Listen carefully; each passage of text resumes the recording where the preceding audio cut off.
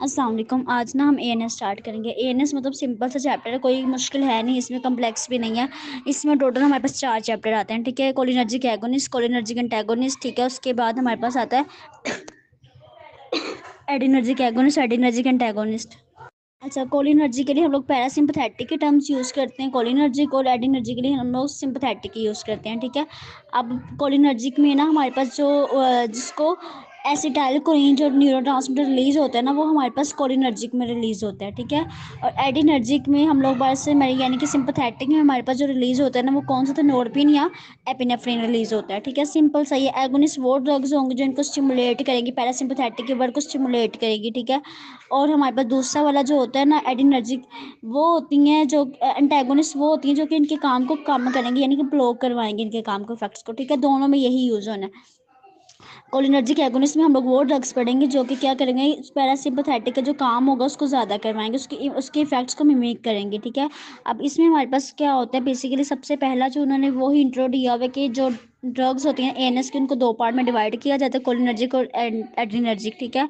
इसके बाद सेकंड जो उसके मेरा पैराग्राफ है ना, कोलिनर्जिक न्यूरॉन्स, उसमें सिंपल सिंपल सी बात ये की हुई है, जो हमारे पास ना सिंपथेटिक और पैरासिम्पथेटिक है ना, उसके जो प्री गैंग्लियोनिक फाइबर है ना, यानी कि जो स्टार्ट निकल रहे हैं, ओरिजिनेट हो रहे हैं ओरिजिन से ना, वो उनसे हम कहते हैं प्री गैंग्लियोनिक। तो वो क्या करवाते हैं, वो एसिटाइल को नहीं रिलीज करवाती हैं, ठीक है। जो पोस्ट होती है ना, जो हमारे पास पैरासिम्पथेटिक की जो पोस्ट गैंग्लियन, वो एसिटाइल कोलिन को रिलीज करवाएंगी, और जो हमारे पास एडिनर्जी की पोस्ट है ना, ठीक है, वो हमारे पास को एपिनेफ्रिन वगैरह को रिलीज करवाएंगी, ठीक है। ये कॉन्सेप्ट यहाँ पे इन्होंने बताया हुआ सिंपल सा। अब कोलिनर्जिक न्यूरॉन्स में ना सबसे ज़्यादा जो मेन कॉन्सेप्ट है ना, वो सिंपल सा किसका बताया हुआ है, हमारे पास एसिटाइलकोलिन का, ठीक है। अब इसी में यही बताया हुआ है कि एसिटाइलकोलिन बनता है कैसे, रिलीज कैसे होना है उसने, ठीक है, उसके साथ क्या क्या होगा, कैसे वो डिग्रेड होगा, ठीक है। टोटल 6 स्टेप होते हैं। पहला स्टेप होता है, सब जाहिर सी बात है, किसी ने ड्रग में बनना है तो उसके पास सबसे पहले वो बननी चाहिए, ठीक है। उसके बाद ही उसके आगे काम प्रोसेस होंगे ना। तो ये एडिनोकोलिनर्जिक न्यूरॉन जो होता है वो एसिटाइलकोलिन होता है। ये कैसे बनता है, सबसे पहले इसकी सिंथेसिस होती है। सिंथेसिस में क्या होता है, जो कोलिन होता है ना, वो बाहर से एक्स्ट्रा सेलुलर फ्लूइड से ना अंदर जाता है, ठीक है, न्यूरॉन्स में। किसकी मदद से जाता है, अब वो खुद नहीं जा सकता, ठीक है।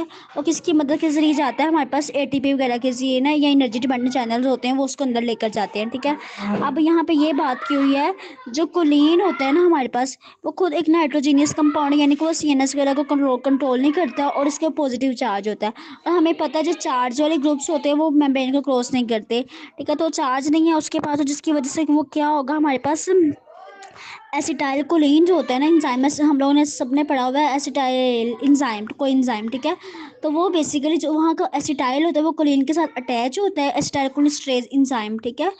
कौन सा इंजाइम है, हाँ, एसिटाइल कोएंजाइम जो होता है, ठीक है, वो इसके साथ अटैच होता है, जिसकी वजह से एसिटाइल और कोलिन दोनों आपस में अटैच हो जाते हैं। एसिटाइल वहाँ से कोएंजाइम से आया और दोनों आपस में अटैच हुए, तो हमारे पास एसिटाइल कोलिन बन गया, ठीक है। अब यहाँ ये बात हो रही है कि जो हमारे पास हेमी कोलिनियम है ना, हम हेमिकोलिनियम को क्या करवाते, वो ड्रग होता है जो कि क्या करवाता है, कोलिन को अंदर इनहिबिट कर, मतलब उसके जो ट्रांसपोर्ट अंदर जा रहे हैं उसको इनहिबिट कर देगा, सिंपल सा ये है। अब दूसरी चीज़ यहाँ पे, मतलब यही लिखी और रेट लिमिटिंग स्टेप होता है यही वाला। इसके बाद ना अच्छा, वो सिंथेसिस होगी ना, अब दूसरी चीज़ क्या होगी, वो स्टोर होगी, जाहिर सी बात। अब वो स्टोर कहाँ पे होनी होती है, वेसल्स में स्टोर होती हैं। जिस वेसल्स में वो स्टोर होगी ना, तो वो सबसे पहले तो एक तो मिच्योर होनी चाहिए, और वहाँ पे क्या होता है, 2 चीज़ें प्रेजेंट होती हैं, ठीक है, एक एटीपी और दूसरा प्रोटियोग्लाइकेन, ठीक है। एटीपी का ज़्यादा इंपॉर्टेंट है, प्रोटियोग्लाइकेन का इंपॉर्टेंट कुछ भी नहीं है। एटीपी का ये सीन है कि देखो, जब कोई भी नर्व एक्शन आएगा, एक्शन पोटेंशियल जनरेट होगा, तो क्या होगा, एसिटाइलकोलिन रिलीज होना है। तो जो उसकी रिलीज होती है ना, वो एटीपी कंट्रोल करेगी, यानी कि एटीपी जितनी ज़्यादा होगी उतनी ज़्यादा वो रिलीज होगी, ठीक है। और ये स्टोर किसकी मदद से होता है, ये भी एनर्जी डिपेंडेंट सिस्टम के जरिए जाता है, ठीक है। पहले ये पैक होता है और बाद में हमारे पास वेसल्स में जाके एक्टिव सिस्टम के जरिए जाके मतलब स्टोर हो जाता है। इसके अलावा ना एसिटाइलकोलिन की रिलीज, ठीक है, अब कैसे रिलीज होगा, वेसल्स में वो स्टोर भी होगा, रिलीज कैसे होगा, सिंपल सा, मतलब मुश्किल है ही नहीं। एक्शन पोटेंशियल आएगा तो वो जो हमारे ना मेम्ब्रेन्स के ऊपर सोडियम चैनल प्रेजेंट होते हैं, ठीक है। जो जब भी कोई एक्शन पोटेंशियल आएगा तो जो मेम्ब्रेन्स के ऊपर सोडियम चैनल्स होंगे, तो वो बेसिकली स्टिमुलेट होंगे और कैल्शियम चैनल को ओपन करवाएंगे, ठीक है। जब कैल्शियम चैनल ओपन होंगे तो अंदर कैल्शियम का लेवल ज़्यादा हो जाएगा। कैल्शियम का लेवल ज़्यादा होगा तो जो वेसल्स होंगे ना, वो हमारे पास फ्यूज़ हो जाएंगी। वेसल फ्यूज़ होने की वजह से क्या होगा, जो हमने एसिटाइलकोलिन बनाया था ना, वो रिलीज़ हो जाएगा, ठीक है। तो अब अगर हम लोग चाहते हैं बहुत ज़्यादा एसिटाइलकोलिन बन गया, ठीक है, तो हम चाहते हैं कि भाई अब इसकी रिलीज नहीं हो, ठीक है, एक्शन पोटेंशियल बहुत ज़्यादा, तो हम लोग कौन सी ड्रग देंगे, हम बोटुलिनम देंगे, ठीक है। बोटुलिनम टॉक्सिन जो होती है ना, ये हमारे पास क्या कर, वैसे तो ये इसकी रिलीज को क्या करवा रही है, ब्लॉक करवा रही है, लेकिन उन्होंने बुक में बात की है जो ब्लैक विडो स्पाइडर होते हैं ना, वहाँ पे ये इसकी रिलीज को इन ज़्यादा करवा रही, स्टिमुलेट करवा। नॉर्मली ये अगर नॉर्मल केस में बात की जाए ना, तो बोtulinum जो हमारे पास क्या होती है, ये रिलीज को ब्लॉक करती है, लेकिन स्पाइडर के अंदर क्या करवाती है, जो रिलीज होती है ना, उस मतलब उसको स्टिमुलेट करवाएगी, ज़्यादा से ज़्यादा करवाएगी। फिर तीसरी चीज़ आती है बाइंडिंग। बाइंडिंग में सिंपल सा ये एसिटाइलकोलिन बन भी गया तो उससे जाकर रिसेप्टर के साथ बाइंड करना है। अब कोलिनर्जिक के दो रिसेप्टर्स होते हैं, मस्कुलिनिक और निकोटिनिक, ठीक है। इन रिसेप्टर्स पे जाके बाइंड होगी और अगर रिस्पॉन्स जनरेट करेगी, बस इसमें यही है, ठीक है। अब उसने बाइंड करके उसको स्टिमुलेट कर दिया रिसेप्टर को, तो फिर उसके एसिटाइलकोलिन के साथ क्या होगा, तो बेसिकली उसके बाद के डिग्रेडेशन ऑफ एसिटाइलकोलिन, ठीक है।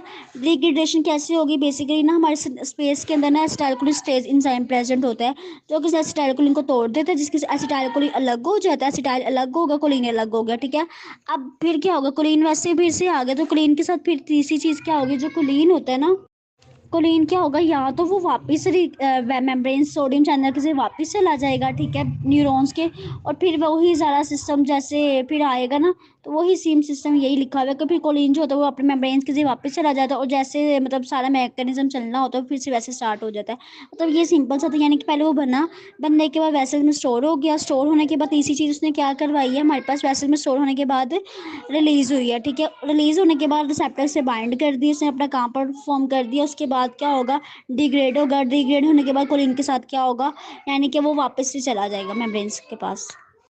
इसके बाद ना हमारे पास कोलिनर्जिक के रिसेप्टर्स है, बहुत इजी रिसेप्टर्स हैं, दो टाइप्स हैं, मस्कुलिनिक, निकोटिनिक। जो मस्कुलिनिक है ना, वो उसका हम लोग डिफरेंस इस बेस पे करते हैं, वो एसिटाइलकोलिन को तो रिस्पॉन्स करता है, साथ मस्कुलिन को करता है। निकोटीन जो होता है वो एसिटाइलकोलिन को साथ करता है, साथ निकोटीन को करता है, ठीक है। अब जो मस्कुलिनिक रिसेप्टर्स होते हैं ना, वो बेसिकली इनका क्या किस तरह से काम करते हैं, ये जी कपल प्रोटीन रिसेप्टर से ना बिलोंग करते हैं उस क्लास से, और जो निकोटिनिक होती है वो लाइगेंड गेटेड आयन चैनल्स के जरिए, ठीक है।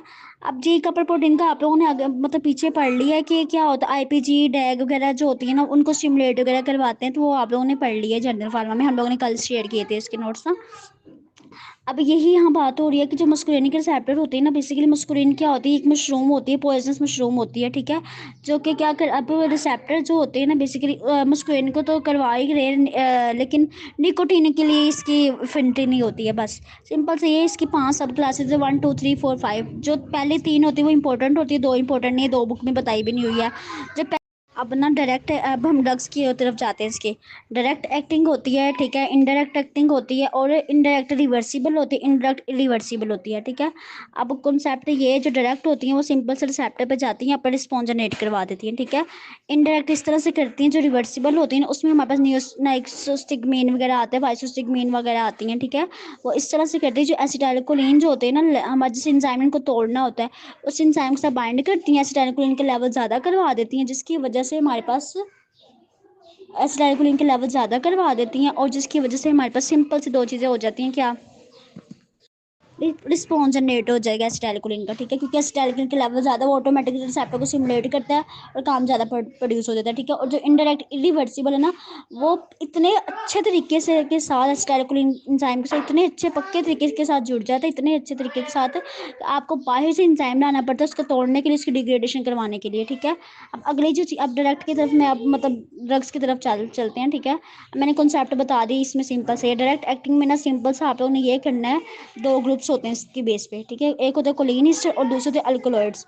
अल्कोलॉइड्स में निकोटीन, पाइलोकार्पिन आ जाते हैं, ठीक है। इसके अलावा बस, और जो दूसरे कोलिन वगैरह होते हैं उसमें हमारे पास बेटनिकोल, कार्बाकोल आ जाते हैं, यानी कि ईस्टर इनके पास ईस्टर होता है प्रेजेंट ग्रुप, ठीक है।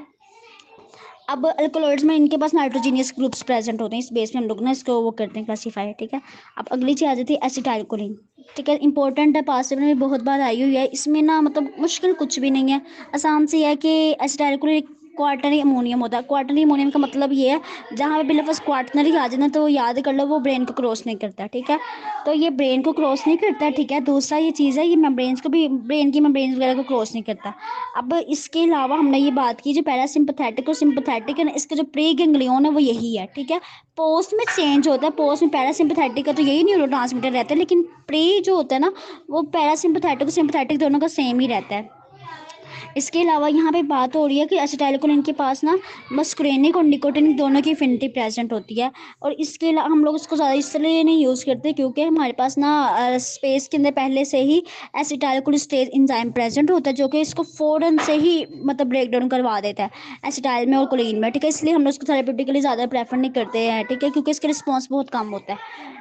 इसके अब अगर एक्शन की बात की जाए ना, इसके यूजेस की बात की जाए तो हम लोग उसको ना हार्ट रेट को कम करना होता है, इसके लिए हम यूज़ करेंगे कार्डियक आउटपुट को कम करना है, इसको यूज़ कर लेंगे, ठीक है।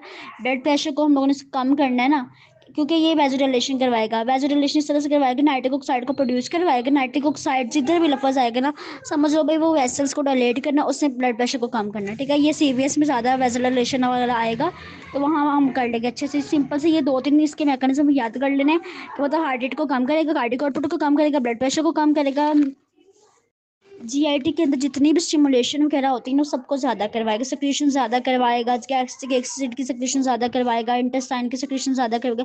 यानी जो जो आपके माइंड में आ रही है सब बड़े डिस में डाल देंगे, ठीक है। अब ब्लडर की तरफ आओ तो ब्लडर में भी क्या करवाएगा, जो भी ब्लडर के काम करो, यूरिनेशन को प्रमोट करवाएगा। आइस की तरफ जाए तो मियोसिस करवाएगा, मतलब जो प्यूपिल्स होते हैं उनकी हमारे पास कहते हैं हम प्यूपिल की कॉन्ट्रैक्शन करवाता है, ठीक है। मतलब ये इसके अलावा हम लोग सिंपल सा यही लिखा हुआ है इसमें।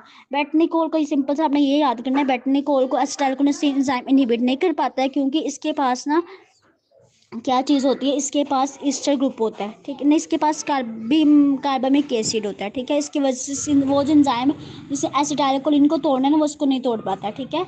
इसलिए हम इसको थोड़ा ज़्यादा यूज़ करते हैं। इसके अलावा इसको हम कब यूज़ करेंगे, जब भी कोई ब्लडर का प्रॉब्लम है ना, यानी कि यूरिनेशन नहीं हो रही तो तब हम इसको यूज़ करना है, ठीक है। यूरिनेशन को प्रमोट बहुत अच्छे से करवाता है। अब इसके अलावा यहाँ पे बुक में यही लिखा हुआ है कि ये हमारे पास मस्कुलिनिक रिसेप्टर को ब्लॉक वो स्टिमुलेट करता है, मोटेलिटी को ज़्यादा करवाता है, यूरिनेशन को प्रमोट करवाना। थेरेप्यूटिक यूजेस भी इसके ना यही हैं। अब एडवर्स इफेक्ट्स में, अच्छा एडवर्स इफेक्ट्स ना आप लोगों ने स्टेरॉइड जो कोलिनर्जिक एगोनिस्ट होता है ना, ये बॉक्स में जो लिखे हुए हैं ना 4-5 से, उनको याद कर लें। जितनी भी ड्रग आएंगी ना आपने सब में यही लिखना है, क्योंकि अगर इनको याद करना है तो वो हम लोग को नहीं याद रहती ना, तो आप लोगों ने सिंपल से यही करना है, जो बॉक्स में कॉमन एडवर्स लिखना है वो याद कर लेना, वो सब में लिखना है आप लोगों ने, ठीक है। अब बेटनिकोल की एक और बात है, जो बेटनिकोल होता है ना वो मस्कुलिनिक के ज़्यादा एफिनिटी शो करता है एज कम्पेयर टू निकोटिन के लिए। अब कार्बाकोल आ जाता है, कार्बाकोल मस्कुलिनिक और निकोटिन दोनों के लिए शो करवाता है। अब देखो सी है ना, सी से आप लोग याद कर लो, इसके कार्डियोवैस्कुलर इफेक्ट्स होते हैं और साथ जीआईटी पे इफेक्ट्स होते हैं। अब कार्डियोवैस्कुलर पे इफेक्ट्स कौन क्या हो सकते हैं भाई, हमारे पास हार्ट रेट वगैरह हो सकते हैं ना, ठीक है, तो उस तरह से करता है। अब ये पहले अगर हम एज इसको ड्रग यूज़ करें तो पहले ये क्या करेगा, स्टिमुलेशन करवाएगा, बाद में उसी सिस्टम को ना दोनों सिस्टम को डिप्रेस करवाएगा। इसमें और कुछ भी नहीं आप लोगों ने करने वाला। और एक और चीज़ यूज़ की हुई है कि अगर मतलब इनके इफेक्ट्स ज़्यादा हो जाए ना, बहुत ज़्यादा, तो हम एट्रोपिन को यूज़ करते हैं। एट्रोपिन इनका एंटागोनिस्ट होता है। अब थेरेप्यूटिक यूजेस में यही है कि हम लोग इसको नॉन सेलेक्टिव की वजह से इसको ज़्यादा नहीं प्रेफर किया जाता, क्योंकि ये मस्कुलिनिक को भी करता है, निकोटिनिक को भी करता है। अच्छा, जो नॉन सेलेक्टिव होते हैं ना, जाहिर सी बात है जब वो मस्कुलिनिक पे लगेंगे, मस्कुलिनिक को भी साथ करते जाएंगे, निकोटिनिक को भी करेंगे, ठीक है। तो इनके इमर्ज वाले इफेक्ट्स आएंगे तो जिसकी वजह से बॉडी में एडवर्स इफेक्ट ज़्यादा प्रोड्यूस होंगे। और अगर हम लोग इसको वैसे अगर हम इसको यूज़ कर रहे हैं तो हम लोग क्यों यूज़ करते, ग्लाइकोमा वगैरह के लिए हम इसको यूज़ करते हैं। और ग्लाइकोमा सबको पता है, आइज में इंट्राओक्यूलर प्रेशर जो होता है वो ज़्यादा हो जाता है, जिसकी वजह से क्या होता है, हमारे पास नर्व्स डैमेज हो जाती हैं। उसके लिए हम लोग उसको यूज़ करते हैं। पिलोकार्पिन है, पिलोकार्पिन अल्कोलॉइड होता है, जो कि ना हम टर्शरी जिधर भी आएगा ना, आप लोग सिंपल से उसको याद करना, वो ब्रेन को क्रॉस करेगा। तो उसके जो आपने एडवर्ड्स में लिखना है ना, तो जो ब्रेन के आप लोग जितने भी याद आ रहे होंगे ना, आपने सारे लिखने हैं। हेलुसिनेशन मतलब जो जो याद आए ना आपने वो लिखने हैं, ठीक है। विजन ब्लाइंडनेस जो आपको याद आना है सारा कुछ। अच्छा, मैं इसके बताती हूँ पिलोकार्पिन का ना, आप लोगों ने सिंपल सा ये याद करना है, हम लोगों ने इसको ना यूज़ करना है आई के लिए। आई के लिए, आई में कौन कौन से ग्लाइकोमा हो जाता है, ठीक है। इसके अलावा हम इसको जीरोस्टोमिया के लिए भी यूज़ करते हैं, क्योंकि ये ना एपिलोकार्पिन को हम आइस पे करते हैं, ठीक है। इसके अलावा सिलियरी मसल की ये कॉन्ट्रैक्शन वगैरह करवाता है। हमारे पास ग्लाइकोमा के ट्रीटमेंट में हम लोग उसको यूज़ किया जाता है। सेक्रेशंस वगैरह को ज़्यादा करवाता है, जिसकी वजह से हम लोग उसको जीरोस्टोमिया में यूज़ करते हैं। लेकिन क्योंकि इसकी ये भी क्या होता है, नॉन सेलेक्टिव, क्योंकि ये भी नॉन सेलेक्टिव है, जिसकी वजह से इसको भी हम लोग इतना ज़्यादा प्रेफर नहीं किया जाता। अब आगे बात हो रही है ग्लाइकोमा में इसको यूज़ करेंगे, ठीक है। इंट्राक्यूलर प्रेशर इमरजेंसी ट्रीटमेंट हम लोगों ने open angle close angle glaucoma के लिए यूज़ करना है, और कुछ भी नहीं इसमें लिखा हुआ, मतलब यही। और हम लोग वैसे तो इसके बाद ना इंडायरेक्टिंग आता है। इंडायरेक्ट एक्टिंग कोलिनर्जिक एगोनिस्ट में ना आप लोगों को जो सिंपल चीज़ें याद करनी है वो ये याद करनी है, क्या होता है, एसिटाइलकोलिन एंजाइम होता है जो कि एसिटाइलकोलिन को तोड़ देता है, ठीक है। अब इंडायरेक्ट हम ड्रग्स देंगे, ये करेंगे एसिटाइलकोलिन एंजाइम के साथ बाइंड कर देंगे, जिसकी वजह से क्या होगा, इस ड्रग का, इस एंजाइम का ड्रग के ऊपर काम नहीं होगा, ठीक है। जिसकी वजह से एसिटाइलकोलिन के लेवल ज़्यादा हो जाएगा हमारी बॉडी में, ठीक है, और ये क्या करेगा, रिस्पॉन्स जनरेट होगा, ठीक है। अब इडोरफोनियम की बात हो, इडोरफोनियम, फाइसोस्टिग्मीन, नियोस्टिग्मीन, पाइरिडोस्टिग्मीन, ये सारी कुछ आ रही हैं इसमें। अच्छा, इडोरफोनियम में आप लोगों ने सिंपल सा ये याद करना है, शॉर्ट एक्टिंग होती है एक। दूसरी ये क्या करवाती है हमारे पास ना, माइजेंथिया ग्रेविस, ये बेसिकली एक ऐसी डिसऑर्डर है जिसमें ना एंटीबॉडीज हमारे पास जिन रिसेप्टर पे एसिटाइलकोलिन ने आके लगना होता है ना, जो कि एसिटाइलकोलिन की डेफिशिएंसी है हमारे पास कम होती हैं, तो जिस जहाँ पे एसिटाइलकोलिन नहीं लगना वहाँ एंटीबॉडीज आके लगती है और रिस्पॉन्स से ऑपोजिट जनरेट शुरू हो जाता है, ठीक है। अब जब हम इसको देंगे ना, डोरफोनियम को देंगे, तो क्या होगा, वहाँ पे एसिटाइलकोलिन का लेवल ज़्यादा होगा, तो जाहिर से कम्पिटेटिव हो जाएगा, तो हमारे पास एसिटाइलकोलिन लगेगा, एंटीबॉडीज़ नहीं लगेंगे। तो इस तरह से अब ये ना मैनेज करें, ये पास पेपर में भी आया हुआ है ना, तो वो किस तरह से मैनेज करें माइजेंथिस ग्रेविस को। इसके अलावा अगर हम बात की जाए ना, हमारे पास निकोटिनिक रिसेप्टर की, इसके अलावा अगर हम आईवी में देते हैं ना डोरफोनियम को, तो ये क्या मसल की स्ट्रेंथ वगैरह को इंक्रीज वगैरह करवाता है, ठीक है, उन पेशेंट में जो कि माइजेंथिस ग्रेविस के पेशेंट होते हैं। इसके अलावा इसको हम केयर के साथ यूज़ करना चाहिए, क्योंकि अगर बहुत ज़्यादा यूज़ करेंगे तो क्या कोलिनर्जिक क्राइसिस हो जाएंगे। कोलिनर्जिक क्राइसिस के मतलब कोलिनर्जिक एडवर्स इफेक्ट्स जनरेट होना शुरू हो जाएंगे, यहाँ पे यही बात हो रही है, ठीक है। इसके अलावा हम लोगों ने क्या करना है कि इसके अलावा ना हम लोग इसको यूज़ करते हैं किसके लिए, नॉन डिपोलराइजिंग न्यूरोमस्कुलर ब्लॉकर्स वगैरह के लिए, उनके इफेक्ट्स को कम करने के लिए हम इसको यूज़ करते हैं, बस सिंपल सा ये भी है। अच्छा, फाइसोस्टिग्मीन का आप लोगों ने ये याद करना, नाइट्रोजीनियस है, कार्बमिक एसिड है, ठीक है। अब ये क्या कर, टर्शरी, हमारे पिछला क्वार्टनरी था, ये टर्शरी है, क्वार्टनरी ब्रेन में नहीं जाएगा, टर्शरी ब्रेन में जाएगा, ठीक है। तो ये ब्रेन में जाकर इसके ब्रेन वाले अपने इफेक्ट्स लास्ट में डालने की ये इस तरह से काम करता है, ठीक है। अब एक्शन में ये है कि बहुत ज़्यादा इसके wide range of effects show होंगे, ठीक है, मस्कुलिनिक के भी होते हैं, निकोटिनिक के भी होते हैं, ठीक है, एएनएस में भी, और निकोटिनिक रिसेप्टर बट न्यूरोमस्कुलर जो जंक्शन होते हैं ना, उसके भी निकोटिनिक रिसेप्टर। अब हम लोगों ने पीछे पढ़ा वो गैंग्लिया में भी प्रेजेंट होते हैं न्यूरोमस्कुलर, तो जहाँ जहाँ पे भी, तो ये हर जगह अपना रिस्पॉन्स जनरेट करेगा। मस्कुलिनिक रिसेप्टर ये कि वो कंट्रैक्शन करवाएगा स्मूथ मसल्स वगैरह की, वही हिसाब है। सिंपल सा यार ये लिखना है, देखो जो जो काम एसिटाइलकोलिन कर रहा था वो सारे कुछ ये करवाएगा, लेकिन अब ये थोड़े ज़्यादा लेवल के करवाएगा, ठीक है। अब यहाँ पे हम लोग उसको यूज़ करते हैं किसके लिए, एंटी एकोलिनर्जिक एक्शंस के लिए, ठीक है। इसके अलावा मतलब एट्रोपिन अगर बहुत ज़्यादा दे दिया तो हम लोग इसके लिए इसको यूज़ करते हैं, ठीक है। और न्यूरोमस्कुलर ब्लॉकर्स जो अगले चैप्टर में है उसके लिए भी हम लोग उसको यूज़ करते हैं, ठीक है, एंटीडोट है उनका। अब यही लिखा हुआ है कि हम लोग इसको किस लिए यूज़ करेंगे, इसको भी हम लोग माइजेंथिक ग्रेविस के लिए हम इसको भी यूज़ कर सकते हैं, ठीक है। अब एडवर्स इफेक्ट्स में ये है कि ब्रेडिकार्डिया करवा सकते हैं, मतलब कार्डियो भी बहुत ज़्यादा काम करवा सकते हैं, जिसकी वजह से पेशेंट जो होता है ब्रेडिकार्डिया में जा सकते हैं। बस इसमें डिपोलराइजेशन जो होती है उसको भी वो करवाता है, मसल स्केलेटल मसल जो होते हैं वो भी उनकी पैरालिसिस वगैरह करवा देते हैं। आप लोगों सिंपल सा ये याद करना है कि जो फाइसोसिग्मीन है ये क्या क्वार्टनरी होता है, ब्रेन को क्रॉस करवा देता है, ठीक है। इसके अलावा इसके नॉन एक्टिविटी की वजह से इसके इफेक्ट ज़्यादा शो होते हैं हमारे पास, और एसिटाइलकोलिन के सारे आप लोगों ने इसमें वही लिखने होते हैं। नियोस्टिग्मीन एक सिंथेटिक कंपाउंड होता है जो थोड़ा इंपॉर्टेंट भी है, नियोस्टिग्मीन, ठीक है। ये क्या करवाता है, रिवर्सिबली मतलब एसिटाइलकोलिन एंजाइम को इनहिबिट करवाता है एक, मतलब ये तो सारी कर रही है ना इनहिबिट। और हमें इनकी चीज़ याद करनी है कि मतलब माइजेंथिक ग्रेविस के लिए सारे यूज़ हो रहे हैं, ठीक है। ये हमारे पास कम्पिटेटिव न्यूरोमस्कुलर ब्लॉकिंग एजेंट के लिए हम लोग एंटीडोट यूज़ करते हैं, ठीक है। और इसके अलावा हम लोग इसको माइजेंथिक ग्रेविस के सिम्टम के लिए यूज़ करते हैं, बाकी और कुछ भी नहीं है, बाकी वो सारा पीछे वाला ही है।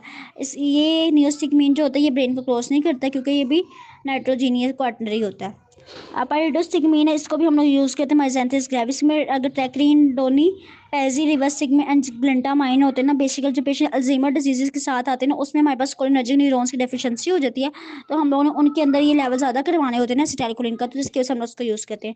अब टेक्रीन जो होता है वो बेसिकली पहला एजेंट है जो कि क्या करवाता है, जिसको हम मतलब हेपेटोटॉक्सिटी के लिए हम लोग दूसरे के साथ रिप्लेस करवाया है, बस और कुछ भी नहीं करने वाला। मतलब ये इतना इंपॉर्टेंट भी लास्ट छोटे वाले बिल्कुल इंपॉर्टेंट है नहीं है, मतलब आप लोगों ने सिंपल से याद कर लो यार, माइजेंथिस ग्रेविस में सब ही हैं। मैकेनिज्म एक्शन आप सबको पता लग गया इसका क्या है, ठीक है। टॉक्सिसिटी जो आप एडवर्स इफेक्ट जो आप लोगों ने 5 से याद करना, आप सब में वही लिख सकते हो, ठीक है, बस। अब हमारे पास इनडायरेक्ट वाला मैं बताती हूँ। अच्छा, इनडायरेक्ट एक्टिंग, ये ना इसमें एजिंग वाला थोड़ा कॉन्सेप्ट है, इसको आप लोग ने थोड़े अच्छे से सुन लिएगा। ये है कि बेसिकली ऑर्गेनोफॉस्फेट कंपाउंड्स वगैरह होते हैं ना, उसके लिए हम लोग उसको यूज़ करते हैं टॉक्सिसिटी के लिए। इसमें इकोथायोफेट आता है। इकोथायोफेट का मैकेनिज्म वाला क्या सिंपल सा ये होता है, जो हमारे पास एसिटाइलकोलिस्टेज एंजाइम है ना, उसकी जो एक्टिव साइट है, ठीक है, प्रोस्टेट ग्रुप के साथ ना बाइंड करे, इतना अच्छे से बाइंड कर जाएगा, इतना अच्छा कि भाई आप कुछ भी कर लोगे ना, ये सेपरेट नहीं होगा, मतलब इतना परमानेंट इस एंजाइम को इनहिबिट कर देगा। अब हम चाहते हैं भाई, अब हमें इतना एसिटाइलकोलिन एंजाइम नहीं चाहिए, ठीक है, हम मतलब हम चाहते हैं कि एसिटाइलकोलिन अपना एंजाइम जो एंजाइम है ना अपना वर्क फिर से परफॉर्म करना शुरू कर दे, उसको इनहिबिट करना शुरू कर दे, मतलब डिग्रेड करना शुरू कर दे। तो हम लोग को ना बाहर से लानी पड़ेगी क्या, दूसरी ड्रग, उसे हम कहते हैं क्या कहते हैं, प्रेलिडोक्साइम, ठीक है। वो एंजाइम आती है, इसको सेपरेट करती है, ठीक है, जिसकी वजह से बाद में, और इस प्रोसेस को हम कहते हैं, ठीक है, बाहर से लानी पड़ती है, ये प्रेलिडोक्साइम देनी पड़ती है, जो कि इसको क्या करती है, सेपरेट करती है। अब दूसरी चीज़ यहाँ पे ये बात हो रही है, एजिंग का कॉन्सेप्ट है। एजिंग में ये होता है कि भाई कितने इतनी पक्के तरीके से कैसे जुड़ गई उसके, मतलब ये ड्रग उसके साथ एसिटाइलकोलिन एंजाइम, तो कैसे बेसिकली अपना ये अल्काइल ग्रुप को रिमूव कर देती है, ठीक है, उस ड्रग के साथ जुड़ने के, मतलब उस एंजाइम के साथ जुड़ने के लिए। अब अपना अल्काइल ग्रुप जब ये कर दे, तो इतना जो कोवलेंट बॉन्ड के दरमियान वो इतना स्ट्रॉन्ग होगा, इतना स्ट्रॉन्ग होगा कि इसको सेपरेट करना इम्पॉसिबल हो जाएगा, और इस प्रोसेस को हम कहते हैं एजिंग का प्रोसेस कहते हैं, ठीक है। अब एक्शन में सिंपल सा ये होता है कि ये क्या कर मोटर फंक्शन की पैरालिसिस वगैरह करवा सकता है। अब इसने भी क्या करवाया, एसिटाइलकोलिन एसिटाइलकोलिन का लेवल ज़्यादा करवाया ना इसने भी, एसिटाइलकोलिन वाले जितने भी इफेक्ट होंगे वो सारे इसमें भी डलेंगे, ठीक है। और मतलब एक इसने क्या मियोसिस करवा दी ज़्यादा अरसे तक, ठीक है, हमारे पास इंट्राओक्यूलर जो प्रेशर होता है उसको भी इसने कम करवा दिया, ठीक है, एक्वस ह्यूमरल से। अब हम एट्रोपिन इसके लिए हम दे सकते हैं, ठीक है, इसके इफेक्ट्स को कम करने के। एट्रोपिन का एंटीडोट है, ये आप लोगों ने याद करना है। अब इसके अलावा ये आप लोगों ने ये याद करना है इनके अंदर, ड्रग्स के अंदर, कि फलाना किस चीज़ का वो है, एंटीडोट है, इसको लाइक न्यूरो, हमारे पास न्यूरोमस्कुलर जो कम्पिटेटिव है उसको हम नियोस्टिकमिन देते हैं। ये जो स्टिकमिन वाले हैं ना, ये हमारे पास एंटीडोट है तो न्यूरोमस्कुलर ब्लॉकर्स के लिए। अब इकोथायोफेट का एंटीडोट जो होता है हम एट्रोपिन देते हैं। एट्रोपिन बहुत सा एंटीडोट है, ठीक है। अब हम लोग जो पेशेंट कैथरेट का रिस्क होता है उसके लिए हम लोग ना हम लोग इसको ट्रीटमेंट में ये है कि हम लोग इसको क्यों यूज़ करेंगे, जो ग्लाइकोमा का केस है ना उसमें ओक्यूलर प्रेशर ज़्यादा हो जाता है, तो ये उसको कम करवाता है, ठीक है, तो हम उसको इसके लिए यूज़ करते हैं। लेकिन